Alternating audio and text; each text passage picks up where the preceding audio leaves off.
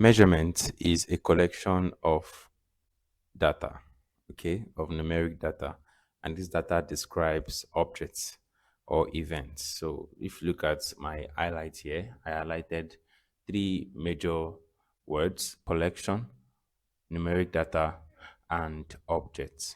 So in measurement, when we talk about measurement, talk about the collection of data, as simple as that, okay? And that data is numeric, as in form of numbers. All right. And what we do is that this data objects, measures objects. Okay. Okay, we can also see here that a measurement is made by comparing a quantity with a standard unit. I highlighted quantity and standard unit. So what does the word quantity tell us? Quantity is simply anything that can be measured. Okay, anything that you can measure or can be estimated, anything you can estimate is regarded as a quantity. All right, let's take a look at this table. I don't mind my table, it's quite shaky at the ends. Okay, what we can do with this is we can, maybe when you're in primary school or in secondary school or something, you were told to maybe measure the length of something. Okay, so let's look about length. Let's talk about length. So we can measure the length of this table, which is from here to this point. And when we measure it, maybe we use a ruler or a tape rule or something, or a measuring tape. Okay, we say that the length is, let's say the length is 5 centimeter, for example. You can see here we measured the length of the table. So I said earlier, a quantity is anything that can be measured. Okay. So since we can measure the length of this table, that means that length is a quantity. Since we can measure length, then length is a quantity. And this over here is the magnitude of the length. The magnitude of the length. Okay. So the magnitude is usually in two forms. You can see one part is a unit and one part is a dimensionless quantity, which is just a single number. Okay, so this year centimeter is what we regard as units. Okay, so units is just telling us the magnitude of a quantity. Okay, so quantities are just the things that can be measured. Anything that can be measured or estimated is called a quantity. So measurements in physics or chemistry is very, very important as it deals with, as I said earlier, collection of data. So you can see we've collected a data here. The data here now is in form of number. That's why we said that's why we use the word numeric data. So this is the numeric data. Okay. And it's showing the property of an object, which the object here is what the table. It's telling us the length of this table. Do you get the idea? So when we talk about quantity now, let's talk about quantity now. Okay, we have different types of quantity. Okay, about three types of quantity. One, we have base quantities. Base quantities, otherwise called fundamental quantities. Fundamental quantities. Okay. Two, we have derived quantities. Derived quantities. Derived quantities. And three, we have supplementary quantities. Supplementary quantities. Supplementary quantities.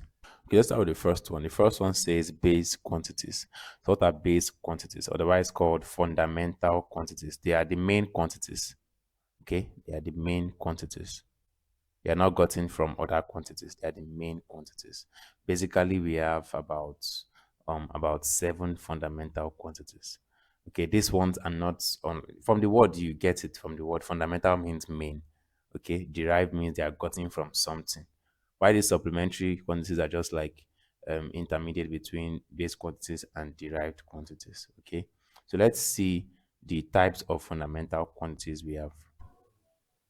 There are 7 basic fundamental quantities: length, mass, time, electric current, temperature, amount of substance, and luminous intensity. These are the 7 fundamental quantities or base quantities that we have. Okay, so we have length, we have mass, we have time, we have current, we have temperature, we have amounts of substance, and we have luminous intensity. Any other quantity is either a supplementary quantity or a derived quantity. Okay, let's talk about units.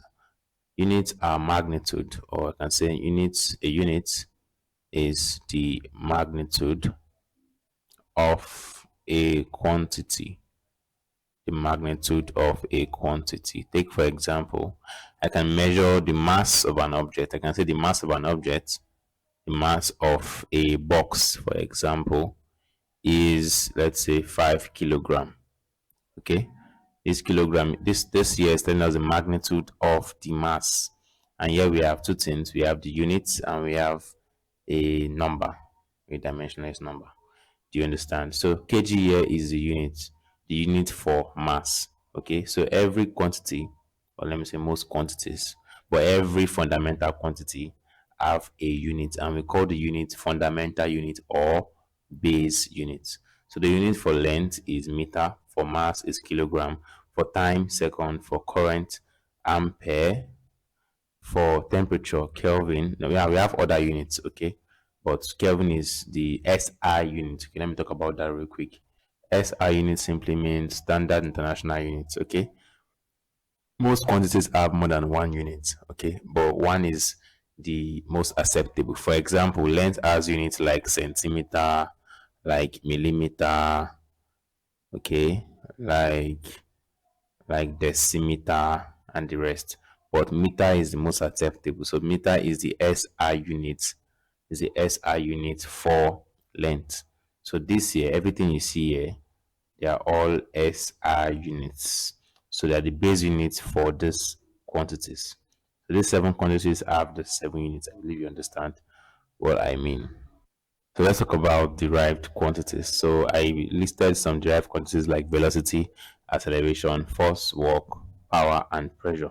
Now, why are they called derived quantities? They're called derived quantity because you are gotten from one or two fundamental quantities.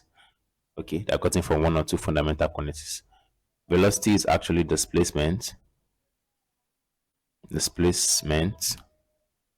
over time.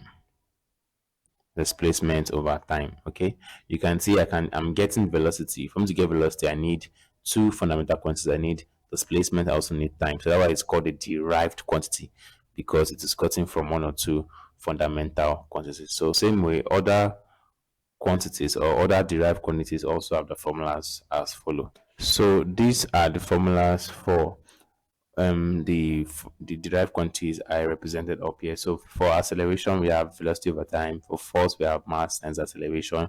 For work, we have force times distance. For power, we have work over time. For pressure, we have force over it. Don't get me wrong, we have more derived quantities. I just decided to list just a few. Okay, so every derived quantity we have a unit. We call the units derived units. Just like fundamental quantities have fundamental units, derived quantities also have derived units. Okay, the derived unit for velocity, since displacement is in meter, okay, and time is in seconds, so we say meter per seconds, or you just say meter per seconds this way, or we can also write this as meter per seconds raised by -1. Okay, so for acceleration, the derived unit for acceleration, okay, is, now let's just sub this out. For velocity, it is meter per seconds, right? Or I can write this as I wrote it out over here. Write this as ms raised by -1. This is over time is in seconds, is raised by 1. So applying the laws of indices, we're going to have ms raised by -2. So this is the derived unit for acceleration. Same goes with the rest. We have force to be kilogram. That's kilogram, that's the unit for mass. And the unit of acceleration is, we just got it up here, meter per second square. So the derived unit for force is kilogram meter per second square. But as I said earlier, something they call SI units. Okay, the SI unit for force is Newton, which is N, symbolized as N.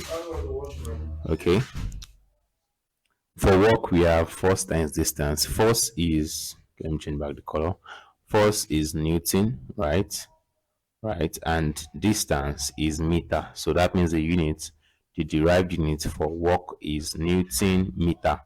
Newton meter. But as I said earlier, also, this is not the SI unit. This is not the SI unit for work. The SI unit for work is joules. Joules. So joules is the SI unit for work. So a lot of quantities have different units. Okay, but one is the most accepted, which we call the SI unit. Okay. Now for power is simply work over time. And we got work to be what now? To be Newton meter. So this will be Newton meter over time is seconds. Okay, so that means our unit here is Newton meter per seconds.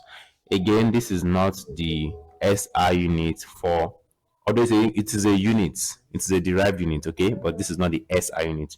SI unit for power is watt, okay. And lastly, we have pressure. Pressure is force over area, which is force is in Newton and area is meter square. So the unit for pressure is Newton per meter square, or write it this way. For supplementary quantities, they are kind of in between the derived and the fundamental. Okay, so for supplementary quantities rather, we usually say supplementary quantities are um geometrical quantities. Okay, they are geometrical quantities of circles and sphere, okay, geometric quantities of circles and sphere. So we have just two supplementary quantities. One, we have plane angle, sorry, and two, we have solid angle. These are the two supplementary quantities we have: plane angle and solid angle. For plane angle, the units, as I said, let me repeat myself. For fundamental quantities, we have fundamental units. Okay, so for derived quantity, we have derived units. So obviously, for supplementary quantities, we also have supplementary units. This year, let me highlight that. This year are the supplementary quantities. So what will be the supplementary unit? Supplementary unit for plane angle is radian. I think this is very, very popular. Rad. You've heard of rad. Okay, rad. So radian is a supplementary unit for the supplementary quantity called plane angle. While for solid angle, it's steradian. I don't know how you pronounce it. Steradian, however. Okay. S R steradian.